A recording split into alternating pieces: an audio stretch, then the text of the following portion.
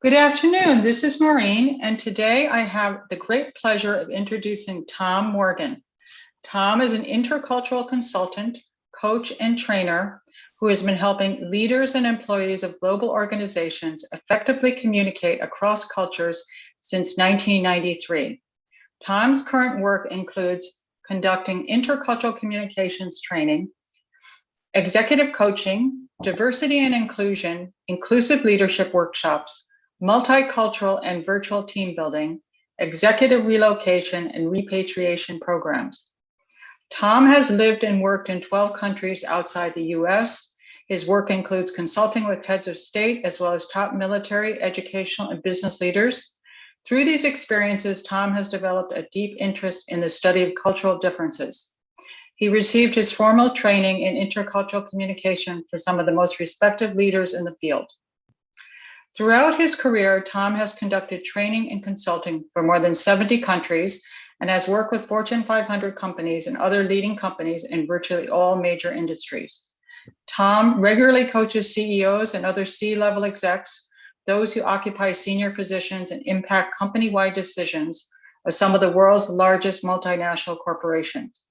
Tom's primary area of expertise is helping his clients develop intercultural competence, the ability to shift cultural perspectives, empathize, and read culturally diverse situations accurately, and to exhibit culturally appropriate behavior in a variety of contexts. Regarding regional and country expertise, the area of proficiency for which Tom is best known is the cultural landscape of India. Tom has lived, studied, and worked in the Indian subcontinent for a total of 3 years. His family connections with India date back to the 1930s when his aunt and uncle were associated with Mahatma Gandhi, the Viceroy of India, and other historically important figures in pre- and post-independence India. Tom has spent much of his life studying Indian culture, the Vedic traditions, the historic roots of modern Indian culture, as well as modern Indian business culture and trends. He has worked with CEOs and other C-level executives from large Western-based multinational companies working in or with India, and with C-level executives and personnel from India working with the West. In addition to his India focus, Tom regularly trains business personnel going to or working with many other countries in Asia, Europe, Latin America, and the Middle East. Welcome, Tom. Thank you, Noreen. It's nice to see you. Nice to be with you today. Absolutely. Wow. Well, today we're going to explore the work that you've been doing, but also sort of the connectivity between sort of your life with meditation and yoga and the multicultural field, interconnectedness, and how you want to bring that. I want to start out with something that you told me recently, and that is that your life is yoga. Yeah, it's true. So you mentioned a little bit in reading the bio there about my uncle Kenneth Morgan. And anybody can look him up in Wikipedia or look up his books. He was originally from Iowa, and in the 1930s went off to Harvard Divinity School to study the Bhagavad Gita and comparative Asian religion. And after a little while, he met a famous Swami who had come to New York, a Swami Nikhilananda, who started the Vedanta Center in Manhattan in the 1930s. And the Swami had J.D. Salinger as his student and Joseph Campbell as his student, and he had my uncle as a student. And the Swami invited my uncle to go live for a year in ashrams in India, Ramakrishna ashrams in India. So my uncle went off in 1935 and spent a year there. And then got to spend some time with Mahatma Gandhi and Rabindranath Tagore and all sorts of interesting people. And then he produced the first major textbook on Hinduism for the West, called The Religion of the Hindus, still published today. And he did a similar book on Buddhism and a book on Islam and a book on Zen. And he started the Harvard Center for the Study of World Religion. all of that happened before I was born, or most of that happened before I was born. But I was born into a family where we had those books on the coffee table. We even had his recordings of Vedic chanting, of Upanishads and ragas and religious music of India, an album that he had produced for Folkways Records. So I suppose I was influenced by all of that. And whether or not that's the case, when I was 13 or so, I started reading the Gita, Bhagavad Gita, one of the main textbooks of yogic philosophy, and the Yoga Sutras of Patanjali and the Upanishads, major Upanishads, and all of that. And then I also, my family was Quaker, and I was at a Quaker retreat with my mother when I was 11, outside of Philadelphia at a place called Pendle Hill. And we took a yoga class when I was 11 years old, and this was 1965. And it was the real deal yoga, not just the physical postures, not just the physical exercises, but the whole thing. And so I was off and running at the age of 11. I got interested in yoga, and in that case, mostly the physical part. And I did those asanas, as they're called, every morning before school. So that's how I got started with it, and it just kept going from there. Wonderful. And I know that you started practicing or learning transcendental meditation at a very young age as well, and working and studying with Maharishi Mahesh Yogi. Tell me a little bit about that, your experience with that. That's right. Yeah. So when I was 16, they had the very first course in transcendental meditation, TM, in Pittsburgh, where I was growing up. And about 400 of us went to the introductory lecture at the University of Pittsburgh. And about 100 of us learned TM the following weekend. And a year later, I was on the TM movement would have what they call residence courses. I went to one of those for about 4 days, where you do extra meditation and you do your yoga asanas and pranayam, the breathing exercise, and all of that in a kind of retreat center. So I went to one of those, and then I went to my second one, which was in Asbury Park, New Jersey. And there were about 400 people on the course, and somebody got up and said, we need 15 people to go work in the kitchens in Mallorca, Spain, where they're holding a TM teacher training course in 3 days. Who would like to go? And about 50 of us raised our hands, and we all got interviewed. I was 17 at that point. I graduated a year early from high school. My friends and I had started our own sort of hippie high school, and I was the yoga teacher in the school. And by the time I was done with my junior year, I'd given myself twice as many credits as I needed to graduate. So I would have been a senior at this point. Otherwise, they probably wouldn't have let me go if I'd still been in school. But 3 days later, cut off about a foot of hair, and flew off to Mallorca, Spain. And suddenly I was around Maharishi, and kind of jumping in with both feet into the TM movement, and very quickly got enthralled with the knowledge that Maharishi was giving us. And he made it clear that he felt that there were a lot of misunderstandings that had taken root in India over the centuries, that were sort of, so he felt that meditation was being improperly understood, improperly taught, improperly practiced.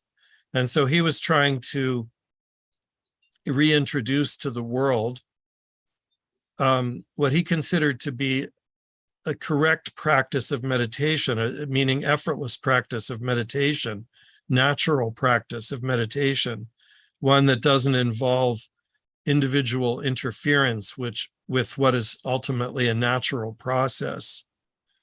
And he talked to us many hundreds of hours there. I worked for a few months in the kitchens, and then I took the teacher training course, which by this time was in Italy, about an hour east of Rome.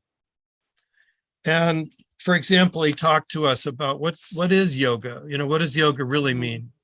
Mhm. And a lot of people in the West, of course, think of yoga as primarily being about the physical postures,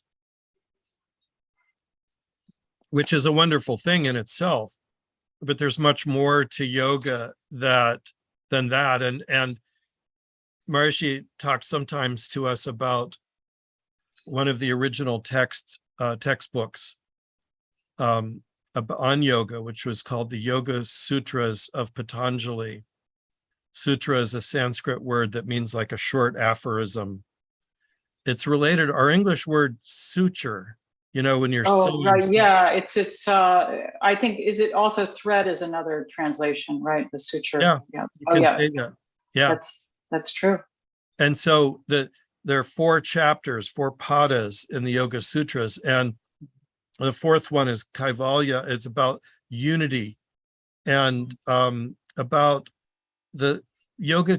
You can talk about yoga in different ways, but he begins, Maharishi Patanjali, the author of the Yoga Sutras, starts out at the very beginning. I think it's the 2nd sutra that says, yoga is the complete settling of the activity of the mind. Right. So that's kind of considered to be the classic definition of yoga. Yoga chitta vritti nirodha, Mm-hmm. the 2nd sutra in the 1st chapter. And so Maharishi talked about this. That samadhi is another word for it. Or Maharishi would talk about it in terms of transcendental consciousness. And in those days, this was 1972, Maharishi was very, very strongly emphasizing the importance of laying the foundation for development of consciousness with the clear experience of transcendental consciousness, this state that Patanjali defined and described. The complete settling of the activity of the mind. So Maharishi had given us this technique that allowed us to have that experience of the mind that's normally so active, many, many thoughts and perceptions and distractions and so forth.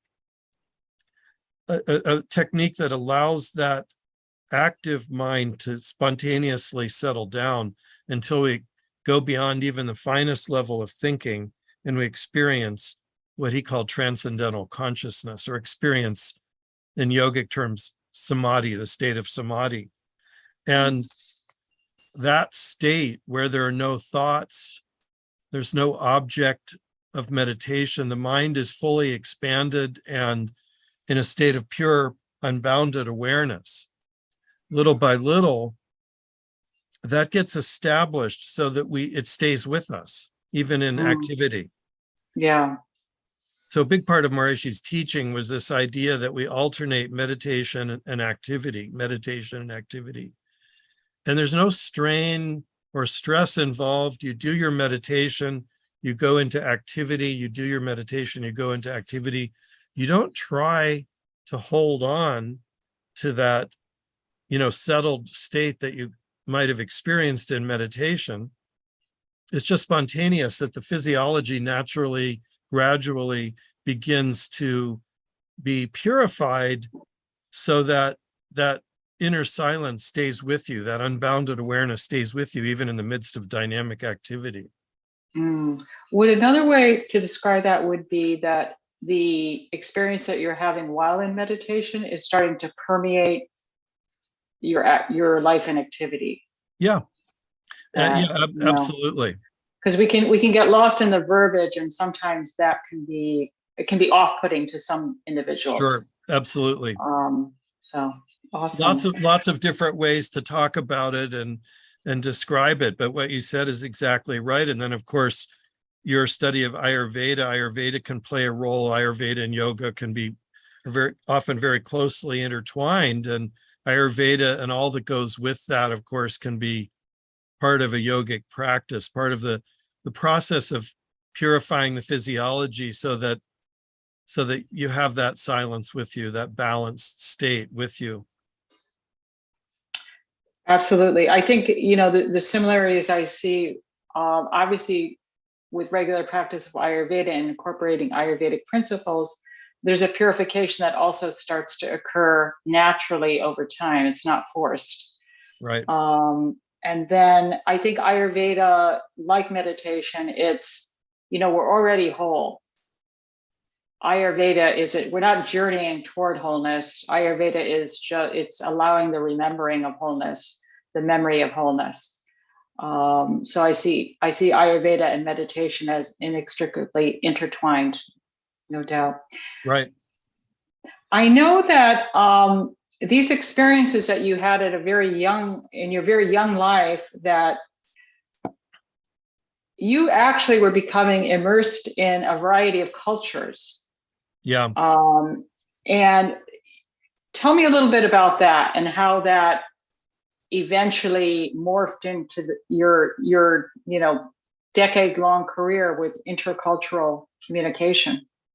Yeah. So as a meditation teacher, as was the case for many of us, I got sent around the world on many teaching projects.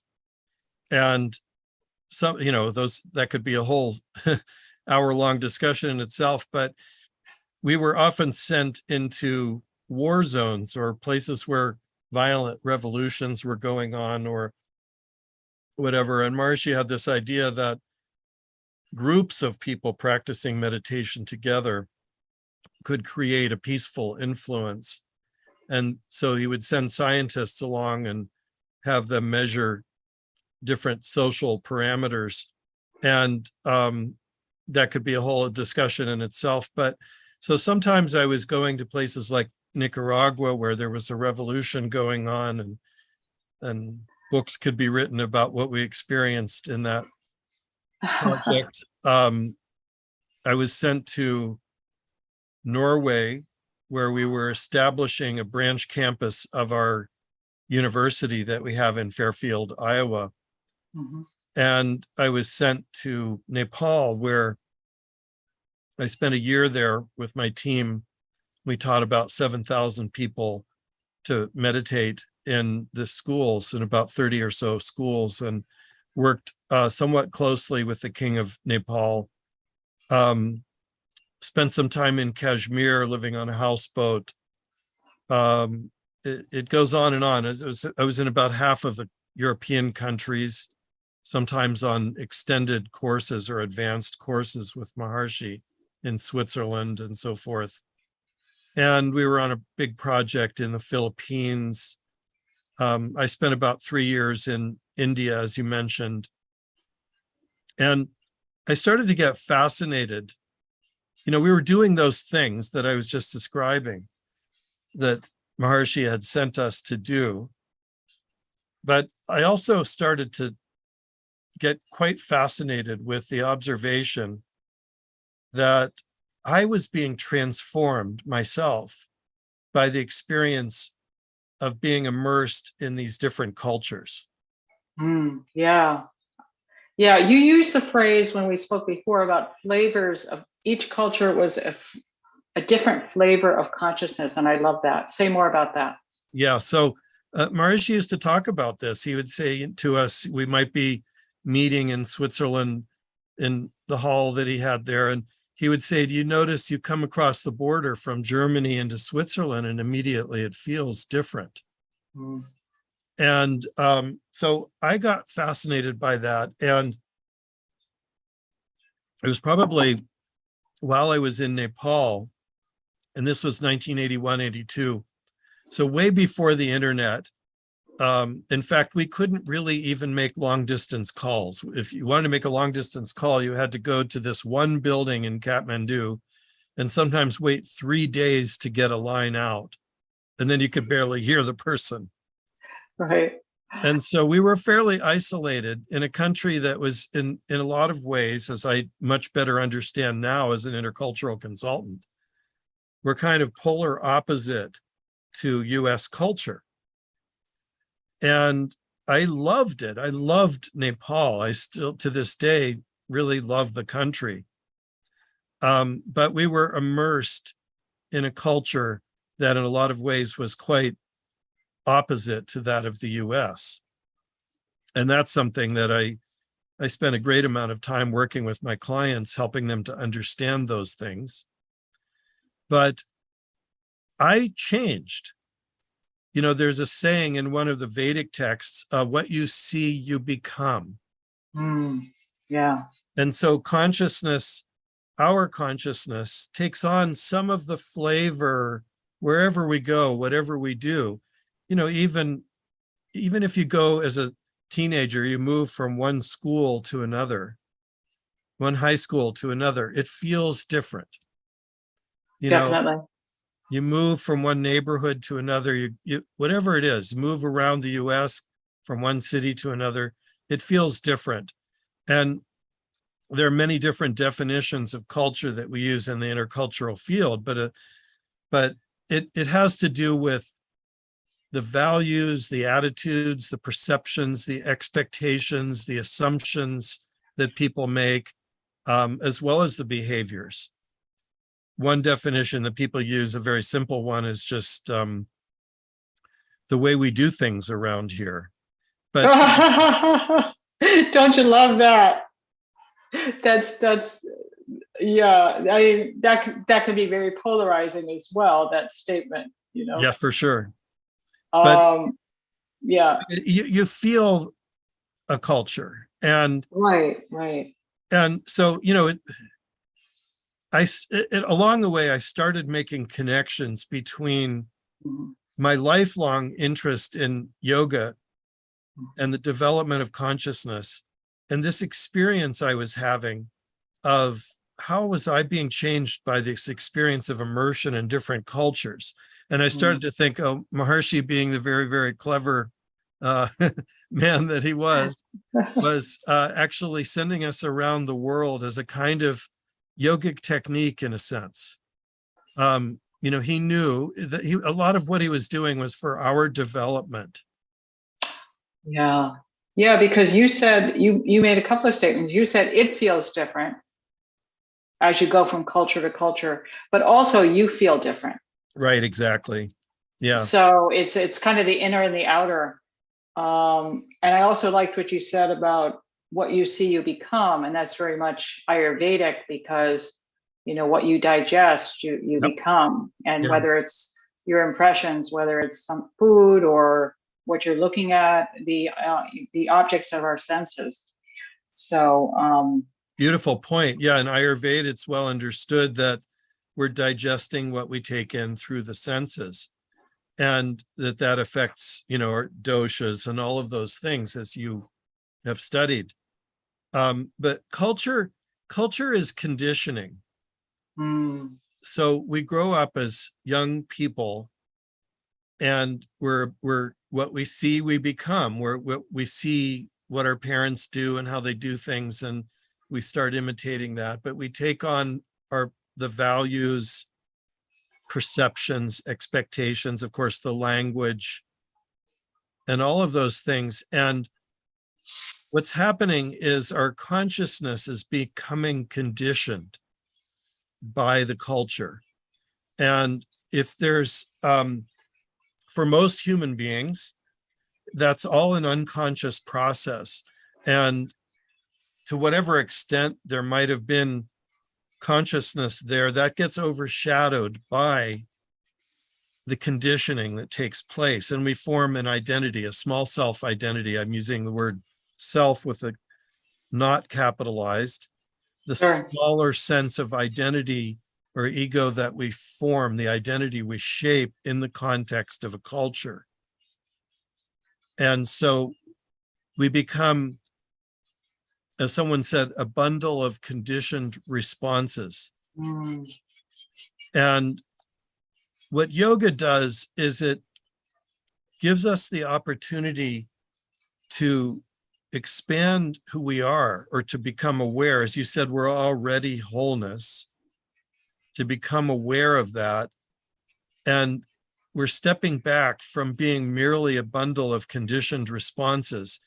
And as we have that experience of the settling down of the mind and the experience of transcendental consciousness, we start to experience what some people have called a kind of witness value, the self. We experience the self now with a capital S. Mm-hmm. And Maharishi used to talk about it in terms of, if you imagine a glass of water that has there's a lot of mud in the water. And if you have some way of purifying that mud out of the water, little by little, each day, the water's a little clearer and a little clearer. At the beginning, when it's muddy water, if the sun is shining, the sun's shining everywhere the same. But the reflection in the muddy water is very limited, the reflection Mm-hmm. of the sun. As you purify the mud in the glass of water, the reflection of the sun gets clearer and clearer until one day it's so clear the glass of water can almost say, I am the sun. And Right. that's the sort of bigger meaning of the word yoga. Mm-hmm. So transcendental consciousness is an internal, inside experience that is experienced as separate from the world of phenomenal relative existence around us.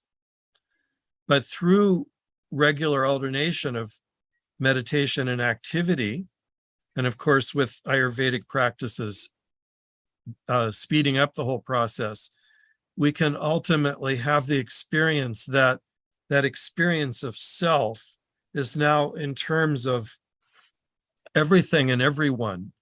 Ultimately, what Maharishi called unity consciousness is the experience of the self, of everything and everyone. The self is everything and everyone. We see the self in all beings and all beings in the self.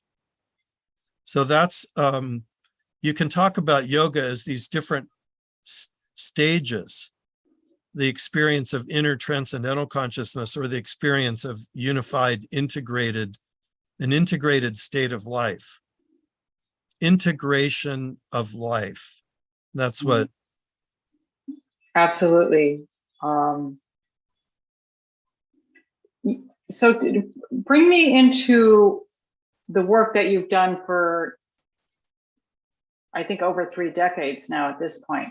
Yeah. In intercultural communication, and how you transitioned from, I believe you said you spent about 12 years in the TM movement. You obviously still are, but just in terms of working and very active. Tell me about the transition for you and how you came upon this particular career path. Yeah. So there was a 12-year period where I was basically a monk in the program that Maharishi had for single men. He had a program for single women as well, that was full-time meditation and yoga practice. Occasionally we were going around the world on different projects or whatever, but there were some health issues I had to deal with, and I came off that program in about 1993, I think it was, after 12 years of being a monk. And originally I'd thought I was going to do that my whole life. But then suddenly here I was out in the world, and I had to figure out what I was going to do. And, I'd had that family background that I told you a little bit about at the beginning of our talk. And a number of other things about my family also were very influential. And so it just came to me in a flash. I didn't know what I was going to do. I'd spent most of my years, when other young men or young women are developing some sort of career or something like that. Yeah, it's really a stage where you're really getting established in the world, and you spent those years in many different places, and I'm sure working on a variety of projects and having, but also in a very internal way. Right. And so I had a career as a teacher of meditation, Sure. but And some people are, managing to make a living with that, but I felt a sense of calling. Yeah. And, I felt this very, very strong and very, very clear impulse Hmm. to get into the field of intercultural communication. Hmm. So it's a kind of an offshoot of the field of cultural anthropology, but in the field of intercultural communication has been around for about half a century or so, a little bit longer than that. But certain anthropologists started studying, instead of just studying like, the mating habits of people in Borneo or whatever it is, they started studying what happens when people from different backgrounds come together and are trying to communicate with each other, but each person's looking through a lens, that conditioning we were talking about, Right. that shapes how they see the world, how they Mhm. act, and how they react to others. And each person's lens is unique. And most people are unconscious of the fact that there is such a lens. And so, Yeah, that's really the key point is it's that social conditioning that there's just a lack of consciousness. But that's going to also permeate all of our choices and decisions and behaviors and yeah. and a wonderful man named Edward T. Hall, anthropologist, wrote about 7 books. One of his books was called The Silent Language, fantastic book. And so you could say he was sort of the grandfather of our field. And he was the one Okay. who really started to articulate some of those ideas really clearly. And some of his people that he trained became my teachers. So I jumped into the intercultural field with both feet in the 1990s and got training by a man named Milton Bennett Mm-hmm. and a bunch of others, Mitch Hammer, I'll tell you about them. But I got so fascinated because ultimately, not everybody talks about it in the intercultural field the way I do. Ultimately, it's about human development, getting good at all of this stuff, getting good at communicating across cultures requires our own development. So there's a sort of key point here, and that is, this is sometimes a little bit mind-blowing to people, but the idea is culture and communication are the same thing. Mm-hmm. When we're talking about culture, we're talking about communication. When we're talking about communication, we're talking about culture. And so the trick is developing, if we want to develop what I call it intercultural competence. People use different terms. People call it global mindset, cultural agility, cultural intelligence, cultural sensitivity, cultural responsiveness. Mm-hmm. Lots of different sort of buzzwords are out there that different people use, but I generally call it intercultural competence. In Could order, I could yeah, I actually just I just want to follow up on the point that you made that mhm, an image is coming to mind when you said culture and communication are the same thing. And I'm thinking when they're not the same thing, all of a sudden this image came to my mind, the intercultural highway. Like, it's like if you're not communicating, you're going down the highway and, you're going parallel, yeah, but you're never crossing paths. You're never, there's never that integration. yeah. So I don't know, that's just something that came to mind. No, that's a good point. Yeah, So people live in their own sort of little, you could say, cultural bubbles. right. And They coexist, but not necessarily happily. also, communication may not be successful or effective. So, Right. so if 2 people are trying to communicate with each other, there's the person who's speaking or writing, communicating through body language, whatever it is. They're using thousands of things about their cultural conditioning to make hundreds of decisions, almost unconscious, usually very much unconsciously, about how they're going to communicate. That's called encoding. So the person who's speaking, communicating, sending a message is encoding his or her cultural stuff in the messaging process. And then the person who's on the receiving end is decoding, attempting to decode using his or her own cultural lens. Sure. That, we don't see the world as it is, we see it as we are. Yes, that's yeah. And so true. There's some and I like that, the encoding and the decoding. Yeah. And so we hope that there's some place where those two things overlap, and that's what we call communication. Yeah. And so the whole world and all of its big problems that we're reading about in the news every single day ultimately boils down to our skill at communication with each other. Yeah. And I know that when you talk about intercultural competence, there's a number of levels. Did you want to, and I know we also talked about at the middle stage, there can be cultural bypass. Yes. So let's talk a little bit about that and what that is, how that kind of relates to spiritual bypass and yoga, and get into that discussion.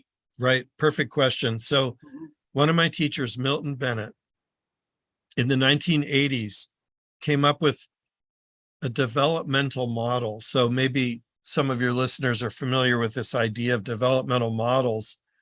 For example, Piaget, who studied child development. Sure. Yeah. So like a 5-year-old's brain is in a developmental stage where the child can understand certain things that the 3-year-old's brain is not yet ready to understand. And so there are many of these different models, Kohlberg's stages of moral reasoning, and Maharishi had his 7 states of consciousness, and that's a developmental model. Of course, yeah. So Milton Bennett, brilliant thinker, leader in the intercultural field, came up with this model. It's called, you can all look it up. It's Bennett's developmental model of intercultural sensitivity. So Milton Bennett, BENNETT, DMIS, developmental model of intercultural sensitivity. And so what he outlined was people are at these different stages. And one of the stages is he called denial. And denial is where... Is that, I assume that's one of the early stages. Yes. Hopefully. Yeah. Okay. So when we were talking about that, the child growing up and the conditioning, the cultural conditioning. So the sort of, you could say almost default thing that happens is the person takes on the culture that is presented to him or her and forms an identity in it that's largely unconscious, and they take that to be reality. And so, my parents' values, the neighborhood I grew up in, what I see on Sesame Street or from my siblings or my teachers, and I shape an identity and a way of seeing the world that's largely unconscious. So in Bennett's model, denial is the stage where we don't really see culture. We have an identity we've shaped, and that's a person who may be relatively isolated from cultural difference, either by choice or by circumstance. And that person, if say somebody's in that denial stage and they're in high school and they go off on an exchange trip to Tokyo or something, they might come back and they might say, it's the same as here. They have McDonald's there. They're seeing, they're definitely seeing it through their own lens, very much. Yeah, so they don't have categories in their awareness that allow them to see cultural differences. And so some people, a certain percentage of every population is in that stage. And they're not hostile to difference. They're just sort of unaware of difference. And so if they suddenly meet somebody from another culture, they might see them as somehow being deficient. There's something a little wrong with that person, but it's not, the next stage is we now call polarization, and that's an us versus them stage. That's where there is awareness of cultural difference, but the person tends to think that his or her own culture is the superior culture. And in one form of polarization, it's called defense polarization. We have a defensive posture, and we may think that we need to put barriers on the borders and keep them, whoever them is, to keep them out. And it's a perception of seeing difference as threatening. And a belief that one's own culture is superior, the right way, the natural way, the best way. And then there's another version of that stage where you flip it around, you go live in some other country, and you start to think this is the greatest culture in the world, and you become hypercritical of your own culture. Yeah, or people who are, well, that's happened a lot in recent years where people have wanted to escape the US for various reasons. Yeah. Yeah. And I've seen that a lot, and some of my friends, and I probably went through that stage a little bit myself. It's sometimes a sort of stepping stone to further development. The next stage is the one that I would focus on the most, because I think a majority of any population is in this third stage. And it's now we look at it as a kind of transitional stage. The first stages are what we call ethnocentric. And it just means I see my own culture. I use my own cultural logic to perceive and evaluate and judge other cultures. It's all I know. There's no real attempt to understand. Yeah, there may be an attempt, but it's not benefiting from awareness that I'm looking through this lens. I'll give you a very simple example. I had to work with somebody coming from Thailand. I was meeting his US boss, and for the first time. And the US boss, I was hired to work with a Thai person for 2 days. The US boss really needed intercultural training, but I was hired to work with a Thai person. So the US manager is meeting the Thai person, and the Thai person is not making much eye contact. His handshake is quite, you could say, gentle by US standards, where we have this sort of firm grip handshake in the US as the norm. In many Asian countries, there tends to be quite a much more gentle. Yeah, more reserved. Well, gentle and it can feel, sort of wishy-washy, limp or whatever. The US person. Sure. And the person was giving one-word answers to questions. And so now, what was the US manager thinking? He's doing what we call ethnocentric perception, ethnocentric evaluation. All he knows how to do is refer to his own cultural logic about what those cultural behaviors mean. So how does he perceive the Thai person? Well, obviously, I mean, he's perhaps not strong or, confident. There's going to be certain impressions that viewing through his own lens. Exactly. And so he thinks this person maybe has low self-esteem, and the Thai person was supposed to be a manager in the company. How is he going to manage our US employees? But from the Thai person's cultural perspective, what does that behavior mean? It probably, I'm not intimately acquainted with Thai culture, but I would say it's probably a form of respect. Exactly right. So there's probably more to it that I'm missing, but that's how I would perceive it. Yeah, it's a very hierarchical culture with a lot of gradations of different ways of showing respect, to a Buddhist monk or to somebody in the royal family or whatever it is. But it just becomes part of the sort of cultural vocabulary of the person. And naturally, you have certain ways of behaving when you're meeting your boss. And so basically, my point is the US manager was functioning ethnocentrically. All he knows is his own cultural logic. And so, Right. Yes. So he could have benefited from your training as well as the Thai employee. right. And so my point is that we're all misreading each other. Right. And it's Right. not just about national culture, it's about gender and generation and the region of the Oh, country. absolutely. This is totally, yeah. I mean, these principles are, I think, universal. Yeah. You know, they can be applied to any situation, really, because every situation involves communication. Exactly right. So, Yeah. So some people graduate from ethnocentrism. yeah, Some people, ethnocentrism means I like that. They actually graduate. it's the word I use. I mean, there's no ceremony generally, but it just means you're learning. There's a one cultural reality model, and the first few stages are in that one. All I know is one cultural reality. And I'm Right. using that to judge and evaluate and understand and perceive the rest of the world. Mm-hmm. And then some people manage to break out of that. That's what I mean by graduating from ethnocentrism. Mm-hmm. And we start to learn to shift, to do what we call frame shifting. Okay.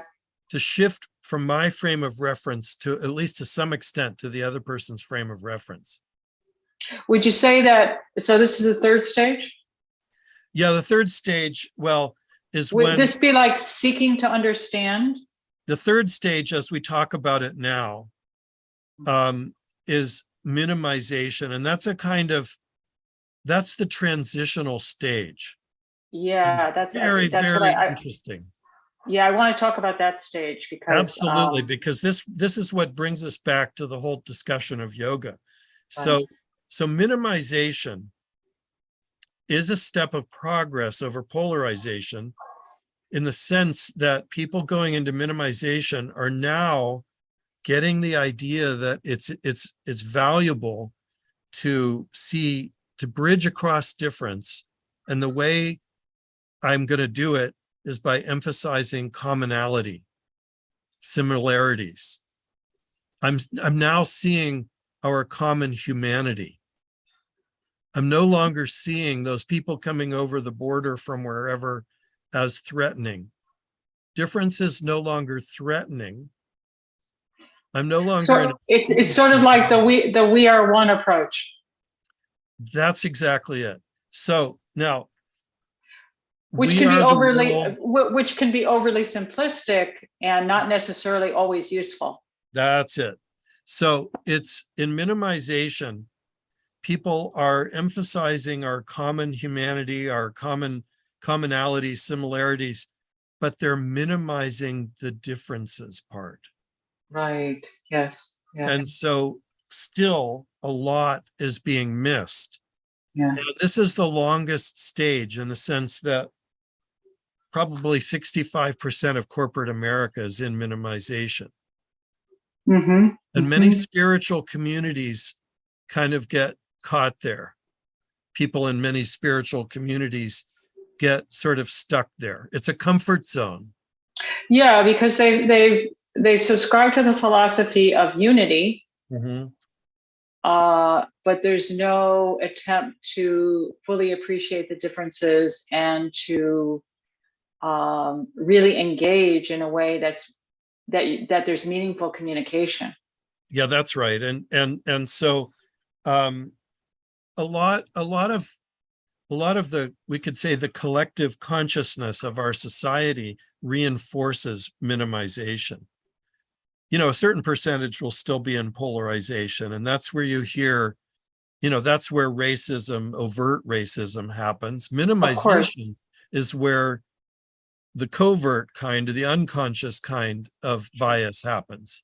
Yeah, you're going to, would using the word tolerance be useful It's in very just, useful. okay, I'm Very tolerating you, but I don't necessarily, there's not a real comfort level. Yeah. So There's not a real friendliness. yeah, thank you for bringing that up. So in polarization, we're intolerant of difference. In minimization, we tolerate difference. People talk about teaching tolerance, and interculturalists say, no, no, no, no, that's too low a bar. Because when you tolerate a headache or you tolerate a cold. Yeah, it's tolerant. To me, tolerance is not necessarily bliss. That's for sure. And tolerance is better than intolerance. So people in Oh, definitely. minimization Yeah, are nicer, you could say, than the sure. people in polarization often. But in minimization, there can be a sort of faux liberal sort of, patting myself on the back. I've arrived at cultural sensitivity, but the truth is I'm actually still pretty clueless about it. Yeah. And so How can we bring this into, just for the sake of time as well, yeah. into yoga and the integration of diversity and unity? Yeah, so there's this term spiritual bypassing that you mentioned. I call minimization the cultural bypassing phase. And so you have to go through diversity to get to unity. You can't go around diversity to get to unity. So when we're talking about yoga, a lot of people have been meditating many, many, many years will test as being in minimization. And my contention is that they're stuck in minimization, and that this development of consciousness actually becomes a part of our yogic practice, or can become a way to facilitate integration of life. I accept the idea that somebody in full unity consciousness, living the full integration of life, as we briefly defined it earlier, can see culture from top to bottom. So when Maharishi first came to the United States in 1959, there were things that he said about seeing US culture and knowing how he had to present what he had to present in that particular culture, that what it tells me is he could see the culture right to the bottom of it. And so So seeing the culture from the top to the bottom. Yeah. Okay. I accept the idea that a fully enlightened person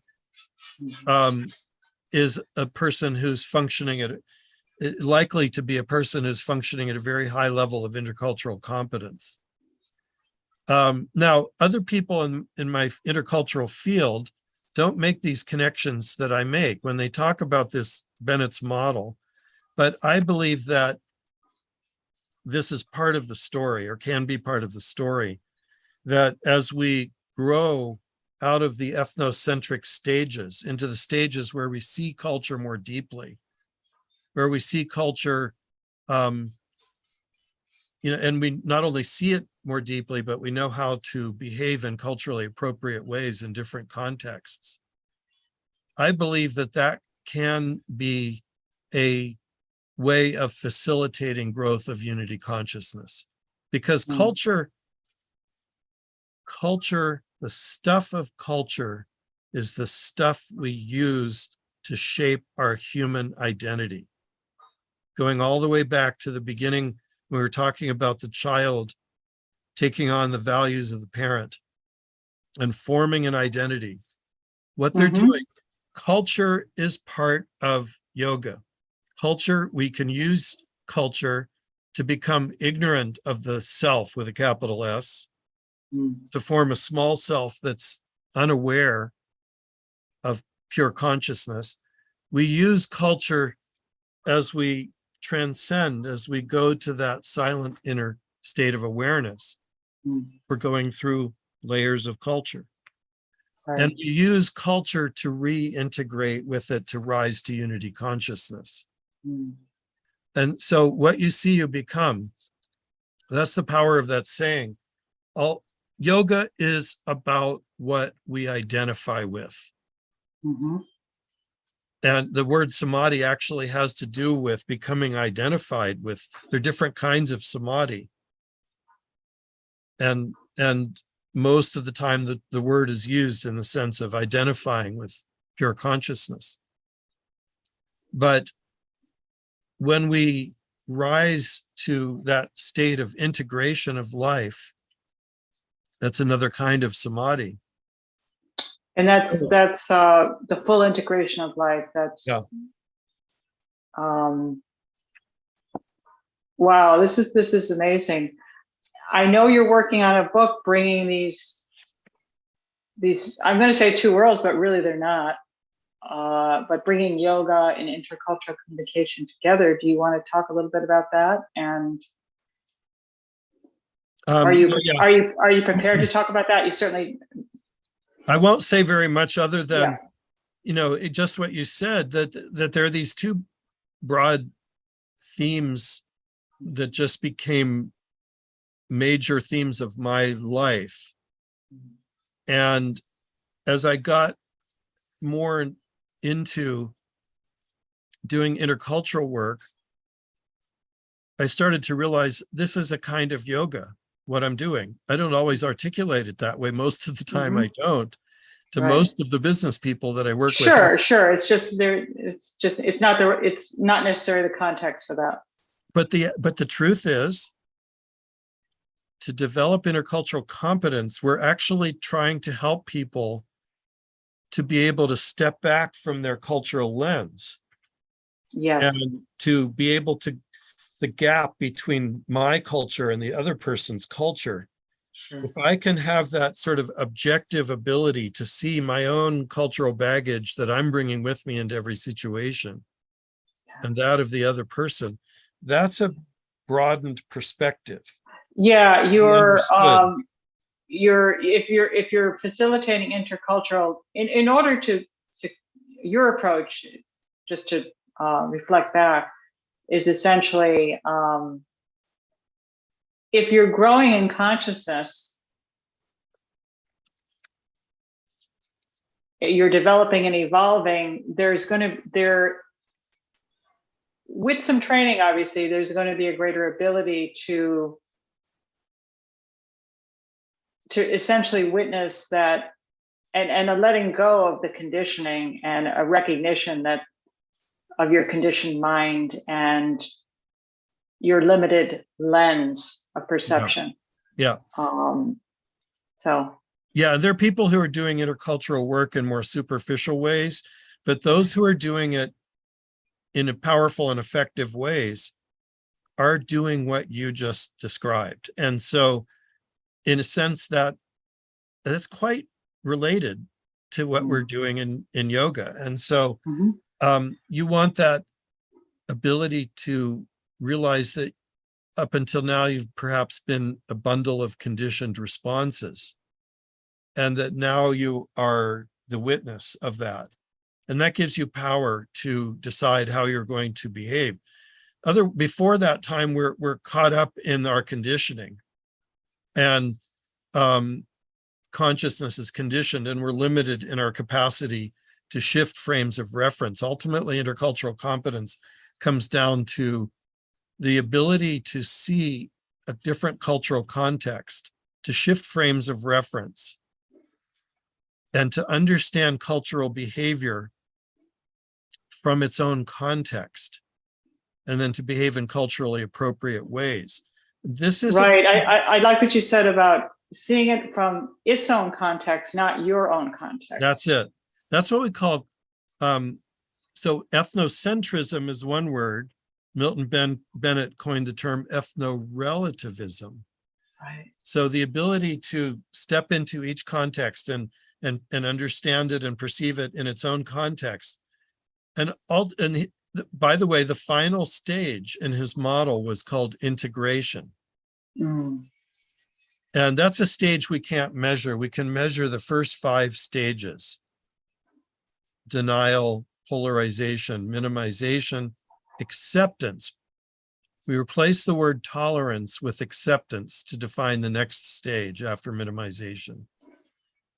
As you said, tolerating diversity is a limited idea, but really accepting difference is a broader, deeper better idea.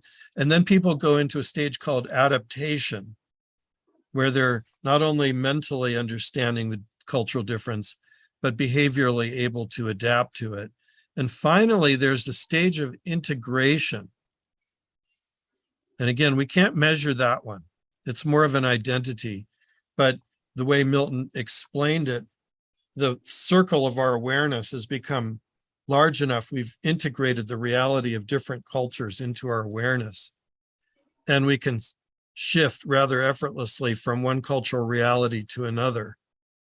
And so that's pointing in the direction of what Maharishi meant when he talks about integration of life. Seeing the self in all beings and all beings in the self. That's integration of life. That's the real goal in yoga. And one final example, there was a great civil rights leader and author, James Baldwin. Yep. And you can watch the documentary about him on Netflix. I assume it's still there. I forget what it's called. But in that documentary, James Baldwin talks about when he went to school, he had many white friends, and they were good friends. At the end of the school day, they would go their separate ways. James would go to his home and they would go to their homes. And he said, my white friends never actually saw how I lived. And that's an example of minimization was the sort of dominant reality. They were not, so to grow out of minimization, we have to start to see what I call the granularity of the other culture and our own culture. Also, to grow out of minimization, we have to see ourselves as cultural beings. In minimization, people are relatively unconscious of themselves as cultural beings. Yeah, I love that word granularity, because that's like you want to, it's sort of like you want to get into the mud and or get into the dirt, and it's kind of visceral. Yeah. It's So, I'm not just going to look at it from behind the glass, or like I'm watching a movie. I'm actually going to choose to participate. Yeah, so enlightenment is integration of life. It's the integration of diversity and unity of life. Mm-hmm. Intercultural competence is also about the integration of the diversity and the unity of life. It's most of the time on a completely different scale in terms of what you're actually talking about. But there are certain things that bring them together. Yeah, wow, it's awesome. So tell me about current projects for you. Are you shifting your focus somewhat? What are you excited about now? Well, there's a kind of an interesting thing that's happening in the intercultural field. Traditionally, the intercultural communication field and what is often called the diversity field, or diversity and inclusion, or diversity, mm-hmm. equity, inclusion. Sure. Traditionally, those have been seen to be two different fields with different language and different concepts a little bit. And but what's been happening in the last 10 or 15 years is those two things are starting to be seen as really the same. Okay. Aiming at the same things. And so I'm excited about, I also do diversity, equity, inclusion work. And I've been really happy to be involved in doing that with some of the world's largest business, multinational corporations, where the chairman of the company said, in one case, one of the big global accounting firms, what they call the Big Four global accounting mm-hmm. firms. So I was part of a team that was trained to deliver a workshop on inclusive leadership. And we went around to all their offices in the United States, and all 7,000 of their senior managers had to take this workshop. And we measured where they were. And at a certain point, we put I'm not naming the company, so it's okay to say this, but we put a slide up showing the aggregate scores in Bennett's model. for all 7,000 senior managers. Where now, when you take the test, you get two scores. You get a developmental orientation and you get a perceived orientation. Okay. In other words, where you think you are is Right. your PO, your perceived orientation, and where you actually are is your developmental orientation. Mm-hmm. It's quite universal that just everybody I've ever seen take the test, the PO is ahead of the DO. People think that they're much better at this stuff than they actually are. Right, of course, naturally. And as I mentioned, most of corporate America is stuck in this minimization stage, thinking that they've arrived at cultural sensitivity. So similarly, the aggregate score for all 7,000 of these senior managers was right smack in the middle of minimization. And where they thought they were was somewhere up in acceptance. Okay. And so that's really useful, because now you know where to focus your efforts. Yeah. To evolve in terms of the intercultural competence, to develop a level of competence, and which is ultimately going to yield significant benefits for the business. Exactly right. So and the general happiness level of employees as well. That's right. And so it's a baseline. So you can go in and see the baseline for an organizational culture, a university, a business, whatever it is, and see where they actually are whether you're looking at the leadership or the whole body of employees. But if it's leadership, what may be happening at many of these organizations is you've got, this particular firm wins awards for diversity hiring. They bring in a lot of people, women, LGBT, disabled, and ethnicities and so forth. But at the top of the organization, it's mostly 50-something white guys. And so if I'm a 50-something white guy senior manager, part of my responsibility is to see the new people and see, who do I think has leadership qualities? Let's mentor and promote those people up the line. But because of unconscious bias, right, I don't see leadership qualities in people who are different from me. I see them in people who are the same as me. That guy, that white guy in my case, who plays golf where I play golf, went to school where I went to school, whatever it is, has that, looks me in the eye, shakes hands the way, whatever it is. And that woman from India or whatever, who's quieter in the meetings, perhaps, has a different style for how she gets the work done, but still has great talent. And definitely could have leadership potential as well. But I'm really not seeing it. It's being overlooked because of the cultural differences. And that's awesome. Wow.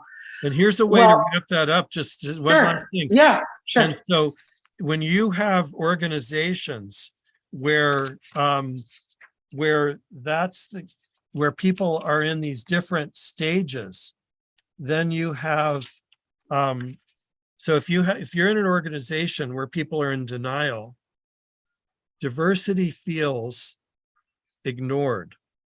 Right. If you're in an organization where you have people who are in polarization, diversity feels uncomfortable.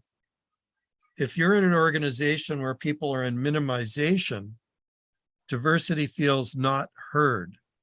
These are great descriptions. If you're in an organization where people have started to break out of minimization into acceptance, diversity feels understood. If you're in an organization where people are in adaptation, diversity feels valued and involved. And that's where people come to work and they give that extra effort, they come to school and they do, they give it all they've got, whatever it is. But when you've got people in the lower stages in denial and polarization, that's where you have retention problems, engagement problems, morale problems. People leave the organization. But as you, Yeah, there's a lot of disruption. There's no doubt. How about the other two stages? Do you have phrases for those? so well, acceptance is where people feel understood, and Right. adaptation is where people feel valued and Okay. involved. Okay. So So it's we now oh, and use it as a so it's six five. stages. Oh, it's five, We five, now, five. what happened Okay. was Milton Bennett had his original model was a 6-stage model, Six. Oh, sorry, I thought it was seven. and then my other teacher, Mitch Hammer, researched the heck out of all of that and discovered that he could measure 5 of the 6 stages in Bennett's Okay. model. And then it used to be Bennett had 3 ethnocentric stages and 3 ethno-relative stages. So these are the measurable stages that are used in the diversity Yeah, when you're looking at diversity inclusion issues. that's it. And so, Okay. All so right. this is how you can go into an organization and see how they are actually doing. Yeah. This is it's and all those words: ignored, uncomfortable, not heard. You're starting to understand, and then you're stepping it up. You're feeling valued and involved. So that's those are all great descriptions and very applicable, very practical. So, well, Tom, awesome. This was wonderful to spend the time with you today. So appreciate it. Where can our viewers and listeners find you? Well, I have a website. It's morganintercultural.com. Or if people want to email me, they can do that. tom@morganintercultural.com. Great. And I will include those in the show notes as well. So thank you so much, Tom. Thanks for joining me today. And hang for a moment. Really a pleasure, Noreen. Thanks so much for inviting me. Absolutely.